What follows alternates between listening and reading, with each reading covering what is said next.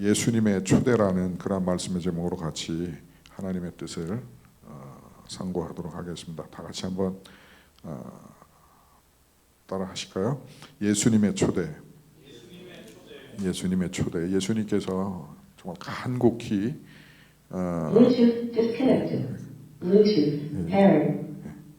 예수님께서 간곡히 저와 여러분을 초대하고 있어요. 말씀하고 있어요. 초대장을 보내시고 계세요. 그래서 오늘 말씀의 제목을 예수님의 초대라고 이렇게 정하였습니다. 예수님께서 초대하고 계십니다. 4절에 보니까는 5절에 보니까는 이렇게 기록되어 있죠. 나는 포도나무여 너희는 가지라. 그가 내 안에 내가 그 안에 거하면 사람이 열매를 많이 맺나니 나를 떠나서는 너희가 아무것도 할 수 없음이라. 우리 인생이 하나님의 시간표에서 1000년이 하루 같고 하루가 1000년 같고 또 잠언에 기록된 대로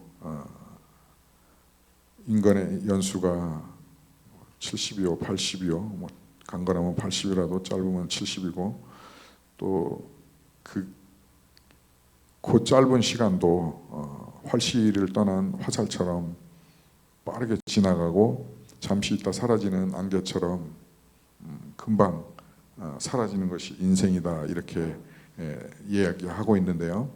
그 짧은 인생 속에서도 그 짧은 인생 안에서 열매를 많이 맺는 그러한 인생이 있고 그렇지 않은 열매가 없는 그런 인생이 있다라는 것을 예수님이 포도나무와 가지, 포도 열매의 비유를 통해서 저와 여러분에게 말씀하시면서 예수님이 초대하시는 것은 그것인 거죠. 인생 비록 그렇게 짧지만 그러나 사람이 열매를 많이 맺을 수 있다. 많이 맺을 수 있다. 그렇기 때문에 많이 열매 맺는 삶으로의 예수님께서 저와 여러분을 초대하시고 계신 거라고 저는 이 말씀을 통해서 그렇게 믿습니다. 근데 그 방법은 사람이 내 안에 거하지 아니하면, 예수님 안에 거하지 아니하면 많은 열매를 맺을 수 없고 예수님 안에 거할 때에 많이 맺을 수 있고 예수님 안에 거하지 아니하면 마르고 오른쪽에 있는 그림처럼 말라버리고 만다는 것이죠. 그리고 그 마른 가지들은 결국은 뭐하다가 불에 던져 사르게 되어진다라고 예수님은 저와 여러분에게 말씀하는 것입니다. 많은 열매, 포도나무 열매를 맺힌 거에 많은 포도나무의 열매에 가장 많은 열매를 맺었던 것 중에 하나가 우리나라에 있다고 그래요. 전북 고창. 전북 고창에 포도나무 한 그루에 이렇게 많은 4,500송이 정도의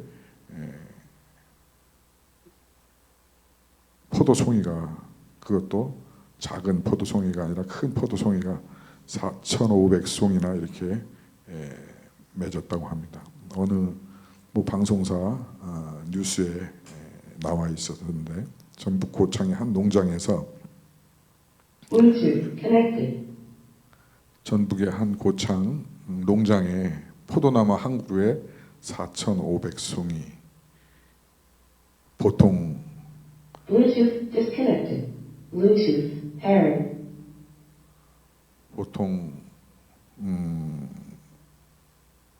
포도나무 한 그루에 10배 정도의 포도송이가 주렁주렁 열렸다고 합니다. 도씨라는 농부와 그 부인 홍씨라는 부부가 이 포도나무를 가꾸고 있었는데 이 가지들을 다 이렇게 합치면 포도나무 한 그루에서 5kg가 넘는 그러한 가지의 길이가 된다고 합니다. 또 면적도 1000제곱미터나 된다고 합니다. 5절에 나는 포도나무에 너희는 가지니 그가 내 안에 내가 그 안에 거하면 사람이 열매를 많이 맺나니, 이 많이 맺는다는 이 많이가 우리의 상상을 초월하죠. 그러나 그렇게 많이 맺을 수도 있지만은 예수님을 떠나서는 아무것도 할 수 없느니라, 한 그루도 안 맺을 수도 있다라는 것이죠. 예, 그 포도나무는 이렇게 많이 열매를 맺었습니다. 그리고 그 송이는 이렇게 탐스럽게, 보통 그 포도의 당도를 측정할 때 브릭스라는 단어를 표현하는데, 보통 일반 포도는 16브릭스가 나오는데, 이 포도는 당도를 측정해 봤더니 송이수만 많은 게 아니라, 송이수가 뭐 100배 이상 되는 게 아니라, 그뿐만 아니라 이 브릭스도 20브릭이라고 합니다. 당도가 굉장히 달다, 단 포도가 이렇게 맺혔다, 이렇게 얘기하고 있습니다. 뭐 다양한 방법으로 유기농 기법을 하고, 뭐 여러 가지, 톱밥도 주고 옥수수도 주고 깻목도 주고 보리뼈도 주고 뭐 칼슘도 주고 액비도 주고 뭐 콩비지도 하고 해서 이렇게 섞어서 발효시켜서 뭐 어쨌든 잘 키웠다고 합니다. 그랬더니 당도도 보통 16인데 20 이상, 또 송이도 4,500송이 되는 그러한 이 포도를 키울 수 있었다라고 합니다. 그래서 많이라는 게 아마 저도 상상을 초월하는 그런 것인 것 같아요. 그래서 예수님이 4절에 저와 여러분에게 그렇게 많이 맺는 방법에 대해서, 진리에 대해서 말씀하시는 것은, 우리 같이 볼까요? 4절, 내 안에 거하라 나도 너희 안에 거하리라. 가지가 포도나무에 붙어있지 아니하면 스스로 열매를 맺을 수 없음 같이 너희도 내 안에 있지 아니하면 그러하리라. 그 방법은 거하는 거라는 것이죠. 예수 안에 거하는 것. 예수 안에 우리가 거하면 예수님도 우리 안에 거하게 되고 이렇게 많은 열매를 맺을 수 있고, 그러나 또 반대로 예수님 안에 거하지 아니하면 이렇게 가지가 잘려서 땔감이 될 수밖에 없다라고 이렇게 비교해서 예수님이 저와 여러분에게 말씀하시는 내용을 우리는 압니다. 거하다라는 이 단어는, 거하다는 단어는 헬라어의 메노라는 단어를 사용하고 있는데, 이 의미는 끊어지지 않고 연결되어 있는 상태. 그러니까 원 포도나무의 가지가 끊어지지 않고 연결되어 있다, 머물다, 거하다, 지속하다, 떠나지 않고 남아 있다. 예, 5kg가 넘는 이 가지들이 전부 다 하나같이 동일하게 통일된 거는 한 가지도 열매 맺지 않는 가지가 없고, 열매를 100배 이상 이렇게 많이 맺고, 또한 당연하게 그 가지들은 그 나무에 분리되어 있지 않고 연결되어 있다는 것이죠. 그 가지에. 그래서 이 오늘 본문 말씀은, 요한복음 15장은 이 거하다라는 이 단어가, 메노라는 이 단어가 11번이나 쓰여지고 있습니다. 거하다, 거하다, 거해라, 거해야 된다라고 이렇게 지속적으로 거함에, 거주함에 반복을 이야기하고 있습니다. 4절 말씀에 내가 너 안에 내 안에 거하라 나도 너희 안에 거하리라 라는 이거를 상호 내주라고 표현하는 구조라고 합니다. 상호 내주. 그러니까는 우리가 예수님 안에 거하고 예수님이 우리 안에 거하고, 이것을 상호 내주적인 관계라고 그러는데, 이것은 단순한 관계가 아니라 연합되어진 신비적인 연합이다라고 이렇게 표현할 수 있다라는 것이죠. 우리가 신자들이, 믿음의 사람, 제자들이, 그리스도인들이 예수 안에 거하고 또 예수님이 우리 안에 거하는 것이 상호 내주적인 신비한 연합이다, 이렇게 표현할 수 있다는 것이죠. 그래서 계속 붙어 있는 것, 모모 안에 계속 그 안에 있는 것, 모모와 계속해서 관계를 가지고 있는 것, 관계적인 연합. 또 특별히 예수님은 이것을 말씀의 통치, 말씀에 머무는 것을 거한다라고 성경은 표현하고 있습니다. 이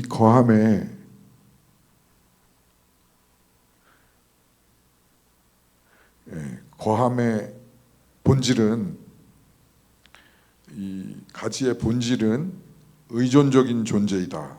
가지는 포도나무에게 의존되어 있는 의존적인 존재이다, 이렇게 말을 할 수 있고, 그러나 우리 지금 현재를 살아가는, 이 시대를 살아가는 사람들은 이렇게 이야기하죠. 현대인은 독립을 미덕으로 여기다, 이렇게 얘기를 하는데, 근데 예수님은, 또 성경은, 신앙은 의존을 영광으로 여긴다, 이렇게 말하고 있는 것이죠.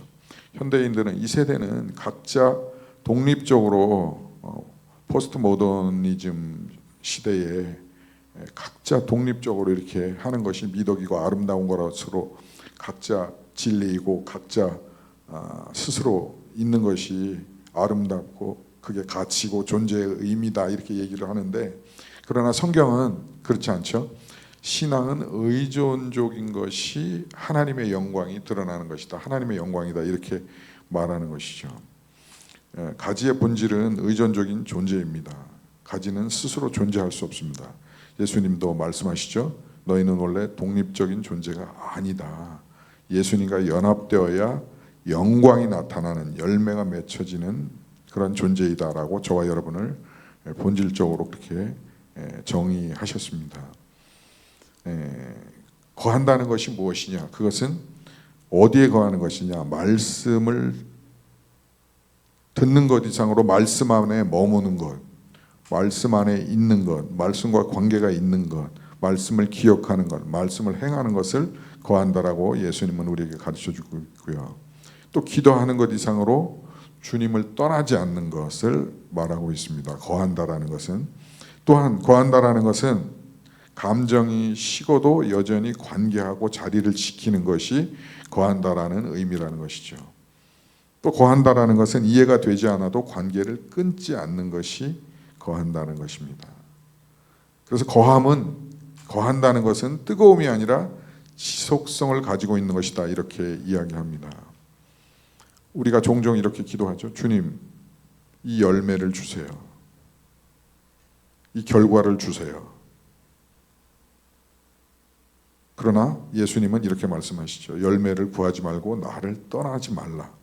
나와 연합되어 있어라. 열매는 결과이고 거함은 관계를 말한다는 것이죠. 열매는 노력의 산물이 아니라 연결되어 있는 그 관계의 결과가 열매라고 성경은 말하고 있습니다. C.S. 루이스는 그래서 이 거함에 대해서 아주 구체적으로 잘 표현하고 설명하고 있습니다. 예수님 제자는, 우리 그리스도인은 단지 그리스도를 흉내내는 사람이 아니라 그리스도의 생명을 받은 사람이다. 연합되어진다라는 것은, 거한다는 것은 신비롭게도 예수님 안에 있는 생명을 받은 사람이라는 것이죠. 받은 자. 그것을 성경은 새로운 피조물이다, 이렇게 또 말하고 있는 것이죠.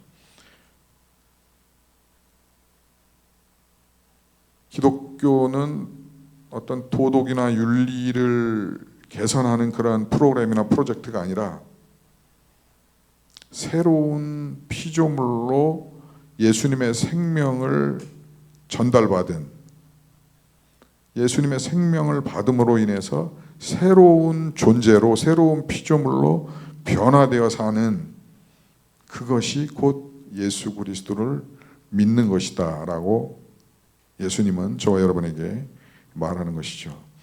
우리는 스스로 선해질 수가 없습니다.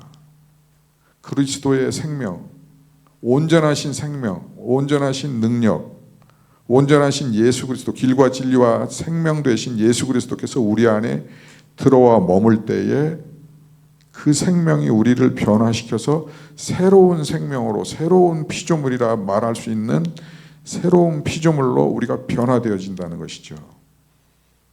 예수님이 하나님이 아들 되는 예수 그리스도 안에, 또 예수님이 하나님 안에 거하는 것이 진리고, 또 제자인 저희들 안에 예수님이 거하고 또 우리가 예수님 안에 거한다.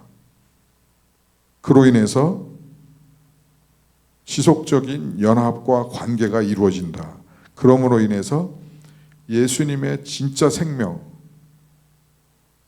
거짓 자아나 거짓 생명이 아니라 열매 맺을 수 있는 진짜 생명이 우리를 변화시키고 새로운 피조물로 살아가게 한다.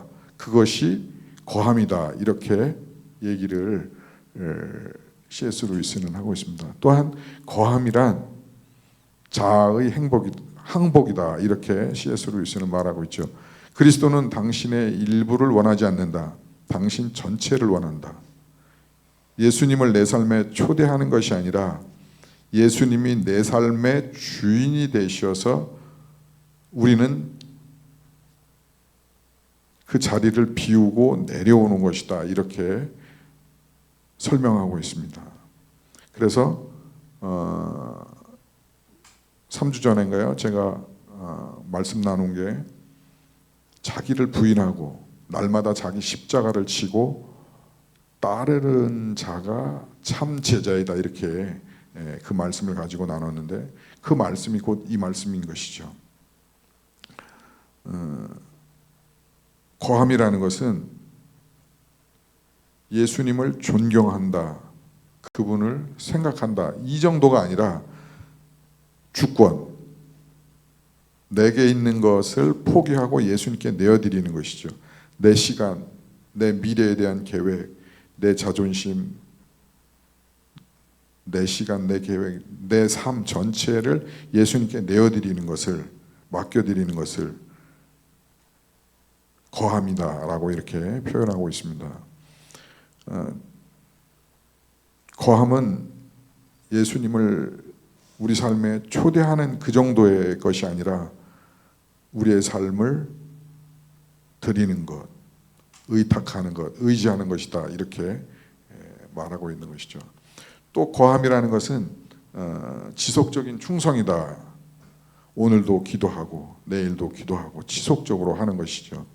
또 여전히 오늘도 말씀을 붙잡고 내일도 말씀을 붙잡고 하는 것이죠.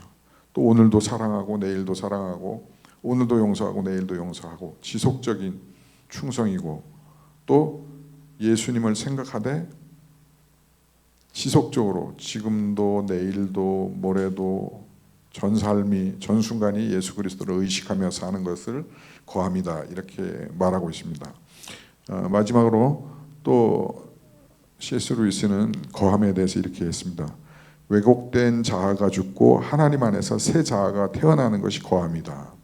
하나님을 찾을 때 우리는 우리 자신을 잃는 것이 아니라 오히려 진짜 자아를 발견하게 된다라고 말하고 있고, 거함은 자신의 소멸이 아니라 오히려 왜곡된 자아가 죽고 하나님에서 새로운 피조물이, 새로운 자아가 태어나는 것이다. 그래서 작은 자아가 죽고 큰 생명이 들어오는 것이다. 이렇게 표현을 하고 있습니다. 어찌 보면 단순하고 어찌 보면 좀 복잡한 것 같고 그렇습니다. 그러나 예수 그리스도의 참 생명이 우리에게 들어오고 우리가 참 변화를 얻어서 새로운 새 생명으로 변화되는 것이 예수님 안에 거하는 것이다. 이렇게 표현할 수 있습니다. 그래서 고린도후서 5장 17절은 이렇게 기록하고 있죠. 같이 봅니다. 그런즉 누구든지 그리스도 안에 있으면 새 좋은 피조물이라. 이전 것은 지나갔으니 보라 새 것이 되었다. 그리고 예수 그리스도를 마음으로 믿고 입술로 고백하여 구원에 이르는 순간부터 예수님이 우리 안에 거하게 되고 우리가 예수님 안에 거하면 과거에 죄로 물든 그 존재가 아니라 새로운 의로운 존재, 예수 그리스도를 인해서 의로운 존재로 새로운 피조물로 다시 변화돼서 연합되어서 결합하여서 존재하게 된다는 것이죠. 새로운 삶을 살게 된다는 것이죠. 그래서 그것을 그리스도 안에 있으면 새로운 피조물이고 이전 것은 지나갔고 없어졌고 새롭게 태어난 것이다 라고 성경은 표현하고 있습니다. 우리에게 말씀하고 있는 것이죠. 여전히 나는 부족하지만 나는 새로운 피조물이 된 것이고 이것이 복음이고 이것이 은혜라는 것이죠. 이것이 하나님의 은혜라는 것입니다. 여전히 약하고 넘어질지 모르지만 그러나 하나님께서는 이렇게 우리를 부르셨고 또 우리는 실패한 죄인이지만 새로운 피조물이다 라는 것이죠. 마귀는 우리에게 계속해서 우리에게 이렇게 얘기합니다. 너는 그대로야 라고 말하고 있는 것이죠. 그러나 성경은 예수님은 하나님은 우리에게 이전 것은 지나갔어. 이제는 새로운 존재야. 내가 너 안에 있고 너가 내 안에 거하는 상호 내주적인 그러한 새로운 존재로서 살아가는 것이야 라고 말하고 있는 것이죠. 그래서 베드로전서 2장 24절에 이렇게 기록되어 있습니다. 같이 봅니다. 친히 나무에 달려 그 몸으로 우리 죄를 담당하셨으니 이는 우리로 죄에 대하여 죽고 의에 대하여 살게 하려 하심이라. 그가 채찍에 맞음으로 너희는 나음을 입었나니. 이로 인해서 예수 그리스도가 우리를 의인되게 하기 위해서 새로운 피조물 되게 하기 위해서 친히 나무에 달려서 우리의 죄를 담당하시고 우리의 죄에 대해 죽게 하고 우리를 의로운 자로 새롭게 하시기 위해서 채찍에 맞으시고 나무에 달려서 죽으시고 그로 인해서 우리가 나음을 얻게끔 하는 그 예수 그리스도의 십자가 사건이 그래서 필요했고 있었던 것이고 그것이 곧 하나님의 사랑이고 그 하나님의 사랑은 우리를 새로운 피조물로 나오게 하셨다는 것이죠. 이것이 복음이고 복된 소식이고 이것이 진리인 것입니다. 그래서 내가 의롭게 되어지고 새로운 피조물 되는 것이 내 행위로가 된 것이 아니라 내가 선행을 함으로 된 것이 아니라 예수 그리스도의 친히 십자가에 달림으로 그가 채찍에 맞음으로 우리가 새로운 생명의 존재로 나타났다는 것이죠. 그래서 거함은 내 행위가 아니라 그리스도의 십자가 사건 때문에 일어나는 신비로운 상호 내주적인 연합이 되어진다는 것입니다. 그것이 십자가 사건이고 그것이 복음이라는 것이죠.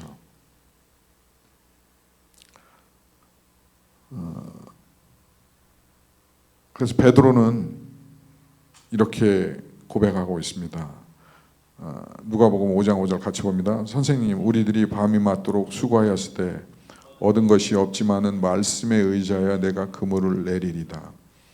어부는 고기 잡는 전문가였고 어부로서 긴 시간을 평생을 살아왔습니다. 그러나 밤이 맞도록 한 마리도 고기를 못 잡았을 때에 결국 예수 앞에 나가게 됐고 그 상황 속에서 그 환경 속에서 한 마리도 잡지 못하는 그날 예수님의 말씀에 의지해서 자신의 과거의 경력과 과거에 생각했던 모든 것들을 포기하고 예수님이 말씀하신 대로 했더니 그물이 찢어지게 그 다음에 동료들을 불러서 나누어서 실어도 가득 2배에 가득 차게끔 고기를 잡을 수 있었던 것이죠. 그런 열매를 맺을 수 있었던 것이죠. 오늘 본문 말씀과 유사한 내용인 것이죠. 우리가 우리 홀로 있을 때에는 예수님의 포도나무 된 예수님에게 접붙여 있지 않고 홀로 떨어져 있을 때는 한 마리도 잡지 못하지만 열매가 없지만 그러나 예수님의 말씀에 의지해서 예수님과 거함으로 인해서 우리는 많은 열매를 맺을 수 있게 된다는 사실인 것입니다. 그래서 팀 켈러라는 목사님은 이렇게 이야기했습니다. 종교는 내가 순종하면 하나님이 나를 받아주셨다라고 말하는 것이지만 복음은 하나님이 이미 나를 받아주셨기 때문에 나는 순종한다라고 말하는 것이 복음이고 예수님께 거하는 것이다라고 하는 것이죠. 예수님 안에서 나는 이미 사랑받았다라는 예수 그리스도의 십자가 그 사건은 그 십자가는 그가 십자가에 달렸다라는 그 사실은 우리가 이미 먼저 사랑을 받은 정체성을 가지고 있고 그 정체성 안에 머문다는 것입니다. 거함이라는 것은 말씀과 기도로 복음을 계속해서 연속적으로 되새김하는 삶을 말하는 것이죠. 말씀을 통해서 계속적으로 반복적으로 묵상하고 또 계속해서 하나님께 기도하고 또 그 진리가 우리 마음속에 적용되어지고 그러므로 인해서 우리 삶의 불안과 두려움이 복음으로 재해석되어지고 또 사라지고 거함이라는 것은 계속해서 복음이 내 삶 속에 내 영혼 속에 계속 드러나고 나타나는 움직여지는 그것을 거함이라고 말하는 것이죠. 거함이라는 것은 열매를 만들어내는 것인데 그것이 열매라는 것이 만들어지는 것이 아니라 맺혀지는 것이라는 것이죠. 예수 그리스도 안에 있으므로 예수 그리스도의 하신 말씀 안에 있으므로 그 말씀을 우리가 날마다 연속적으로 지속적으로 보고 믿고 묵상하고 함으로 자연스럽게 열매가 맺혀지는 것을 거함이다 이렇게 말하는 것이죠. 변화는 우리가 노력해서 만드는 것이 아니라 예수 그리스도의 하신 말씀을 붙들고 행하고 할 때에 변화가 일어난다는 것이죠. 그리스도와의 연합 속에서 자연스럽게 흘러나오는 그 거함 안에 있을 때에 열매가 나타난다는 것이죠. 사랑과 기쁨과 인내와 담대함이 그 연합의 결과로 나오는 것이다 이렇게 성경은 말하고 있습니다. 그래서 오늘 본문 7절 8절은 또 이렇게 기록하고 있습니다. 같이 보겠습니다. 너희가 내 안에 거하고 내 말이 너희 안에 거하면 무엇이든지 원하는 대로 구하라. 그리하면 이루리라. 아멘. 7절에 그래서 우리가 예수 안에 거하고 예수님의 말씀이 성경 말씀이 우리 안에 거하면 우리가 기도하는 것들이 열매로 무엇이든지 이루어진다라고 말하는 것이죠. 또 8절은 이렇게 기록하고 있습니다. 너희가 열매를 많이 맺으면 내 아버지께서 영광을 받으실 것이요 너희는 내 제자가 되리라. 참 제자는 이렇게 거함 속에서 되어진다는 것이죠. 열매를 많이 맺는 것은 거함 속에서 예수님 안의 거함 속에서 되어진다는 것이죠. 그래서 거함은 연합이고 거함은 정체성이고 정체성의 변화를 나타내는 것이고 거함은 복음에 반복적인 적용하는 그러한 삶인 것이고 또 그로 인해서 열매는 연합의 자연스러운 결과가 연합이다. 그리고 또한 거함이란 십자가가 예수님이 기초이다, 초석이다 이렇게 말할 수 있는 것이죠. 내가 예수님을 위해서 열심히 사는 것이 아니라 예수님이 나를 위해서 하신 일을 신뢰하고 예수 그리스도 안에 머무는 것이 거함이고 복음인 것입니다. 그것이 진정한 우리를 구원받게 하는 복음인 것이죠. 예수 안에 거하는 것이 복음의 반복인 것입니다.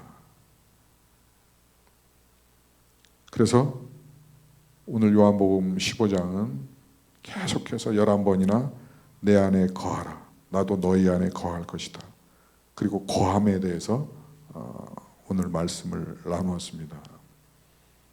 우리가 열매를 많이 맺을 수 있는, 짧은 인생 속에서 많은 열매를 맺을 수 있는 것은, 또 하나님께 영광을 돌릴 수 있는 것은, 또 참 제자가 될 수 있는 것은 예수 그리스도 안에 거하는 것입니다.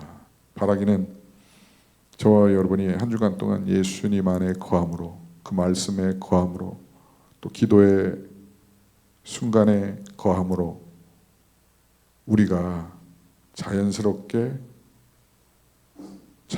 결과인 이 포도나무가 많은 열매를 맺은 것처럼 우리 삶 안에 열매가 드러나고 뿐만 아니라 하나님께 영광이 되어지고 우리가 참 제자가 되어질 수 있기를 주의 이름으로 축복합니다.